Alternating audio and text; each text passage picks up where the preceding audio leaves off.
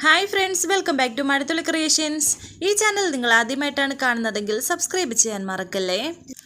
അരുൺ വീട്ടിൽ നിന്ന് ഇറങ്ങിപ്പോകാൻ തുടങ്ങിയപ്പോൾ അരുൺ വീട്ടിൽ നിന്ന് പോകാതിരിക്കാൻ വേണ്ടി ശ്യാമ കുറെ നിർബന്ധിക്കുന്നുണ്ട്. ഒടുവിൽ ശ്യാമയുടെയും അഖിയുടെയും വാക്കുകൾ അനുസരിച്ച് അരുൺ വീട്ടിലേക്ക് തിരിച്ചു മടങ്ങി വന്നു.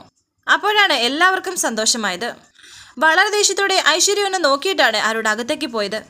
ശ്യാമയുടെ കൈപിടിച്ച് വളരെ വിഷമത്തോടെ വസുന്ധര പറയുന്നു, ഈ കുടുംബത്തോട് ഇത്രയും സ്നേഹമുള്ള മോളെയാണല്ലോ തെറ്റിദ്ധാരണയുടെ പേരിൽ ഞാൻ അകറ്റി നിർത്തിയത്.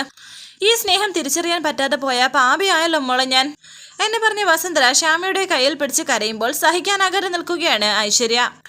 എന്നാൽ ഇത് കണ്ട് ബാക്കിയുള്ളവർക്ക് സന്തോഷമാകുന്നു. ശ്യാമയെ ചേർത്ത് പിടിക്കുകയാണ് വസുന്ധര. അതും ദേഷ്യത്തോടെ തന്നെയാണ് ഐശ്വര്യ നോക്കിക്കാണുന്നത്. ശേഷം കാണിക്കുന്നത് മുറിയിലെത്തിയ അരുൺ വളരെ ദേഷ്യത്തോടെ തന്നെ നിൽക്കുന്നു. അശ്വതിയുടെ വീട്ടിൽ വെച്ച് ഐശ്വര്യ അശ്വതിയെയും അരുണിനെയും അപമാനിച്ച കാര്യം ഇപ്പോഴും അരുൺ ഓർക്കുന്നു. ശേഷം അരുൺ വക്കീലിനെ വിളിക്കുന്നുണ്ട്. ഇവരുടെ സംസാരം ഐശ്വര്യ കേൾക്കുന്നു. ഞാനും ഐശ്വര്യയും തമ്മിലുള്ള ഡിവോഴ്സിന്റെ കാര്യം സംസാരിച്ചിരുന്നല്ലോ. അത് ആ വക്കീൽ നോട്ടീസ് ഐശ്വര്യയ്ക്ക് അയച്ചു കൊടുക്കണമെന്നില്ല.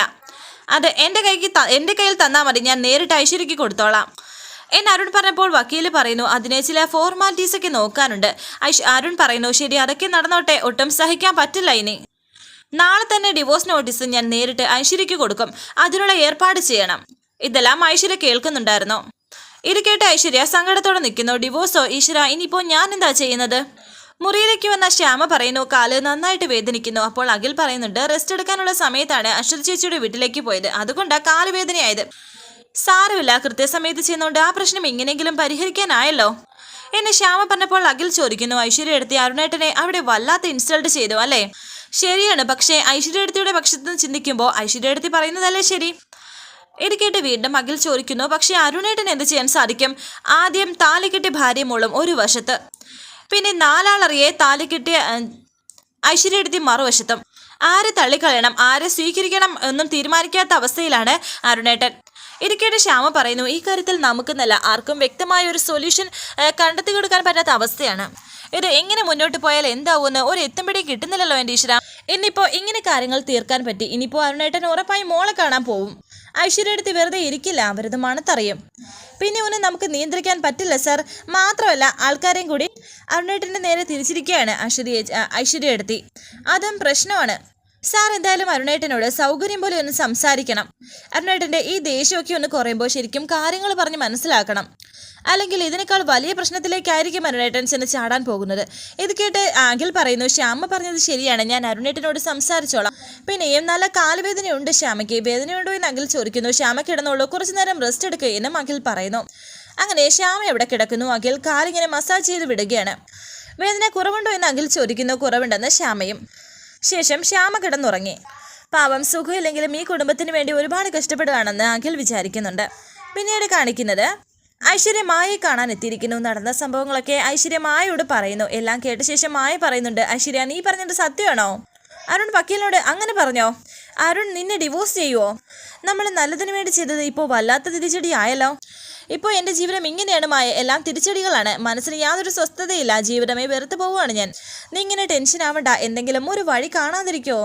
നമ്മൾ വിചാരിച്ച വഴി ഉണ്ടാവുന്നേ, നമുക്ക് നോക്കാമെന്നൊക്കെ മായ പറയുന്നു. എന്ത് ചെയ്യാനാ, ഇനി ഒന്നും ചെയ്യാനില്ല. അരുണിൻ്റെ സ്വഭാവം അങ്ങനെയായി. വെട്ടൊന്ന് കഷ്ണം 2. ദൈവം നേരിട്ട് വന്ന് പറഞ്ഞാലും കേൾക്കില്ല. എന്തായാലും എൻ്റെ കാര്യത്തിലൊരു തീരുമാനമായെന്ന് ഐശ്വര്യ പറയുന്നു. അങ്ങനെ നിരാശപ്പെടേണ്ട, എന്നെ വിശ്വസിക്കുക, നിനക്കൊപ്പം ഞാനില്ലേ എന്നെ മായ പറഞ്ഞപ്പോൾ ഐശ്വര്യ പറയുന്നു, മായയുടെ വാക്ക് വിശ്വസിച്ചാൽ ഞാൻ അശ്വതിയുടെ വീട്ടിൽ ചെന്ന് അത്രയും പ്രശ്നം ഉണ്ടാക്കിയത്. അതോടെ അശ്വതി മോളെ കൂടി നാട് വിടുമെന്നാ കരുതിയത്. ഇതിപ്പോൾ ഞാൻ നാട് വിടേണ്ട അവസ്ഥയായി. ഐശ്വര്യ എന്നെ കുറ്റപ്പെടുത്തുകയാണോ എന്ന് മായ ചോദിക്കുന്നുണ്ട്. ഞാൻ ഐശ്വര്യയുടെ നല്ലതിന് വേണ്ടിയാണ് പറഞ്ഞത്, അല്ലാതെ ദ്രോഹിക്കാനല്ലെന്ന് മായ പറഞ്ഞപ്പോൾ ഐശ്വര്യ പറയുന്നു, ഞാൻ ആരെയും കുറ്റപ്പെടുത്തുന്നില്ല, എല്ലാം എൻ്റെ തലവിധിയാണ്. താമസിയാതെ ആ വീട്ടിൽ നിന്ന് ഇറങ്ങേണ്ടി വരും. പിന്നെ എന്ത് ചെയ്യണമെന്ന് അറിയില്ല. ഐശ്വര്യയുടെ പേരൻസ് റിച്ച് അല്ലേ, അവരുടെ അടുത്ത് പോയാൽ സുഖമായിട്ട് ജീവിക്കാൻ സാധിക്കില്ലേ എന്ന് മായ ചോദിക്കുന്നു. റിച്ച് ആയിരുന്നു ഒരു കാലത്ത്, ഇപ്പോൾ അതൊന്നും പറയണ്ട. അച്ഛൻ്റെ ബിസിനസ് എല്ലാം പൊട്ടിപ്പൊളിഞ്ഞു പോയില്ലേ. മായ്ക്കുന്നല്ല, അരുണിനും വസുന്ധരാമയ്ക്കും ആർക്കും അറിയില്ല. എൻ്റെ അച്ഛനും അമ്മയും ഇപ്പോൾ വാടക വീട്ടിലാണ് കഴിയുന്നത്. ഞാൻ വസുന്ധരാമയുടെ കമ്പനിയിൽ വൈസ് ചെയർപേഴ്സൺ ആയിരുന്ന കാലം അത്രയും കുഴപ്പമില്ലായിരുന്നു. ഞാൻ അങ്ങനെ ഇങ്ങനെ തിരിമറി നടത്തിയിട്ട് ലക്ഷങ്ങളാണ് എൻ്റെ കുടുംബത്തിൻ്റെ കടം തീർക്കാൻ വേണ്ടി ഞാൻ അയച്ചു കൊടുത്തത്. എൻ്റെ അച്ഛനും അമ്മയ്ക്കും വേണ്ടിയല്ലേ ഞാൻ കമ്പനിയിൽ അത്രയും കഷ്ടപ്പെട്ടിട്ടല്ലേ. അപ്പോൾ കുറച്ച് ക്യാഷ് അടിച്ചു മാറ്റുന്നു, ഒരു തെറ്റായിട്ട് എനിക്ക് തോന്നിയില്ല. മായ പറയുന്നു, ശരിയാണ്, ലക്ഷങ്ങളല്ല കോടികൾ അടിച്ചു മാറ്റി വസുന്ധരയുടെ കമ്പനി പൂട്ടിക്കേണ്ടതായിരുന്നു. അങ്ങനെ ഒരു പ്ലാൻ എനിക്കുണ്ടായിരുന്നു. എൻ്റെ അച്ഛൻ്റെയും അമ്മയുടെയും ഭാഗ്യദോഷം. എൻ്റെ വൈസ് ചെയർപേഴ്സൺ സ്ഥാനം തെറിച്ചു. വിഷമിക്കേണ്ട ഐശ്വര്യ, പോയ സ്ഥാനം നമുക്ക് തിരിച്ചു പിടിക്കാമെന്നേ എന്ന് മായ പറഞ്ഞപ്പോൾ ഐശ്വര്യ പറയുന്നു, ഇപ്പോൾ അങ്ങനെയൊരു മോഹമൊന്നും എനിക്കില്ല. ഇനി അത് നടക്കില്ല. ഇനിയിപ്പോൾ അരുണിൻ്റെ ഭാര്യയായിട്ട് അവിടെ പിടിച്ചു നിൽക്കെങ്കിലും വേണം. ഇപ്പോൾ അരുൺ നഷ്ടപ്പെടുന്ന അവസ്ഥയാണ്. മിസ് കേരളയായിട്ട് വിലസി നടന്ന് ഞാനിപ്പോൾ ജീവിക്കാൻ തെണ്ടി നടക്കേണ്ട അവസ്ഥയാണ്. ഓർക്കുമ്പോൾ എനിക്ക് സഹിക്കുന്നില്ല മായെ. എന്നെ തകർക്കാൻ മുൻകൈ എടുത്തിരുന്ന ശ്യാമ ഇപ്പോൾ വസുന്ധരാമയുടെ ഏറ്റവും പ്രിയപ്പെട്ട മരുമകളായി അവിടെ വിലസുകയാണ്. ഞാൻ വെറും അനാഥ. എൻ്റെ സ്വപ്നങ്ങളെല്ലാം തകിടം മറിച്ചത് ശ്യാമയുടെ ആ പ്രഗ്നൻസിയാണ്. അമ്മ അഗിയുടെ കുഞ്ഞ് എന്ന് പറഞ്ഞ് സദാസമയം അവളുടെ പിന്നാലെ നടന്ന് തേനുപാല് ഒഴുക്കുകയാണ്. ഈ ഗർഭം എന്ന് പറഞ്ഞാൽ ഇത്രയും വിലയുള്ള കാര്യമാണെന്ന് ഇപ്പോഴാണ് എനിക്ക് മനസ്സിലായത്. അവളെ എല്ലാവരും കൈവെള്ളയിലെടുത്ത് നടക്കുകയല്ലേ ശ്യാമയെ. അന്ന് ആ സിദ്ധൻ്റെ വിഷപ്പൊടി കുടിച്ച് ഞാൻ ഒന്ന് ഒമിറ്റ് ചെയ്തു. അപ്പോൾ അമ്മയും അമൃതയെടുത്തിയും ഓടി വന്ന് ഏതാ എന്തെങ്കിലും പ്രശ്നമൊക്കെ ഉണ്ടോ എന്ന് ചോദിക്കുകയാണ്. പിന്നെ മാറി നിന്ന് ഇവൾക്കും വിശേഷം ഉണ്ടെന്നാ തോന്നുന്നത് എന്നൊരു കമൻറ്റും കേട്ടപ്പോൾ നാണം കെട്ടിൻ്റെ തോലി ഒഴിഞ്ഞു പോയി. അങ്ങനെ സംഭവിച്ചോ എന്ന് മായ ചോദിച്ചപ്പോൾ ഐശ്വര്യ പറയുന്നു, അങ്ങനെ ഒരു ഗതികേട് എൻ്റെ ജീവിതത്തിൽ ഉണ്ടായി. എന്നെ ഐശ്വര്യ ഇപ്പം പറഞ്ഞ ആ ഗതികേട് തന്നെ തുടർന്നാലോ എന്ന് മായ. മനസ്സിലായില്ല എന്ന് ഐശ്വര്യ ചോദിച്ചപ്പോൾ മായ പറയുന്നു, ഐശ്വര്യ പറഞ്ഞില്ലേ പ്രഗ്നൻസി എന്ന് പറഞ്ഞാൽ ഇത്രയും വിലയുള്ള കാര്യമാണെന്ന്. എനിക്കിതിൻ്റെ മഹത്വം എന്താണെന്ന് അറിയാൻ ചോദിച്ചതാണോ എന്ന് ഐശ്വര്യ ചോദിക്കുന്നു. അതത്ര മഹത്വമുള്ള കാര്യം തന്നെയാണ്. പ്രഗ്നൻസി ഏത് കുടുംബത്തിനും ഒരു വിലയുള്ള കാര്യം തന്നെയാണ്. ഇപ്പോൾ ഐശ്വര്യ തന്നെ പറഞ്ഞില്ലേ പ്രഗ്നൻ്റ് ആയ ശ്യാമയെ വസുന്ധര കൈവെള്ളി വെച്ച് നടക്കുന്നതെന്ന്. പഴയ ആ വെറുപ്പൊക്കെ മാറിയെന്ന് ഇപ്പോൾ അവൾക്ക് തേനും പാലും കൊടുക്കുവാണെന്ന്. അത് കേട്ട് ഐശ്വര്യ പറയുന്നു. അത് കാണുമ്പോൾ എനിക്ക് പെരുത്ത് കയറുകയാണ്. വീണ്ടും മായ പറയുന്നു, അതിന് പകരം ഐശ്വര്യയും ശ്യാമയുടെ ആ അവസ്ഥയിൽ എത്തിയാലോ എന്ന് പറഞ്ഞാൽ ഞാനും അവളെ പോലെ ഗർഭിണിയാകണമെന്നാണോ മായ പറയുന്നത്. എന്നെ അതിന് കിട്ടില്ല എന്ന് ഐശ്വര്യ പറയുന്നു. ഗർഭിണിയാകണ്ട, ഐശ്വര്യയ്ക്ക് ഗർഭിണിയായിട്ട് അഭിനയിക്കാമല്ലോ എന്ന് മായ പറയുന്നു. നമുക്ക് ആറോട് തന്നെ പിടിച്ചാലോ.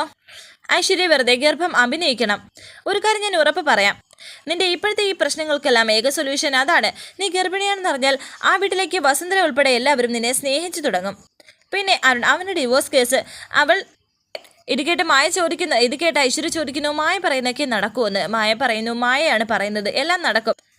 അതിന് ചില മുന്നൊരുക്കങ്ങളൊക്കെ വേണം. ഐശ്വര്യ വാ, ഏതാന്ന് നമുക്ക് നോക്കാം.